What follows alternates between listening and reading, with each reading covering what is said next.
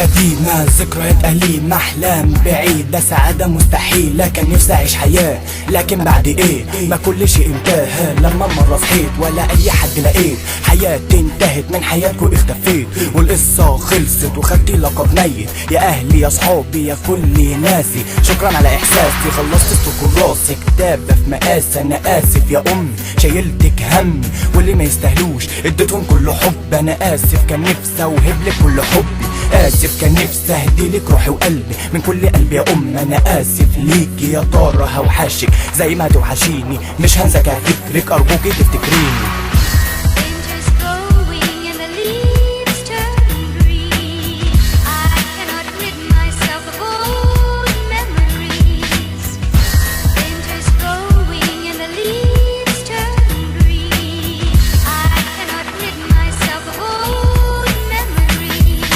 ما انا مت خلاص خلاص مع السلامة، لكن بس في قلب كل واحد سايب له علامة. شاف معايا ايام السعادة لكن في النهاية نهاية الحكاية محدش ويايا، والسبب الخيانة، خيانة الحبيب وندالة الصديق وقساوة القريب وسواد القلوب على امري مغلوب لأبعد الحدود. خلاص مات كلامي وماتت مع احلامي، خالص التعازي ليا وعليا وعلى اعدائي وليك يا غبائي وعلى حياتي، على المآسي وعلى احساسي وعلى اسراري، على ذكرياتي وعلى اهاتي وعلى صرخاتي. اهلا يا قبري وسلام يا حياتي.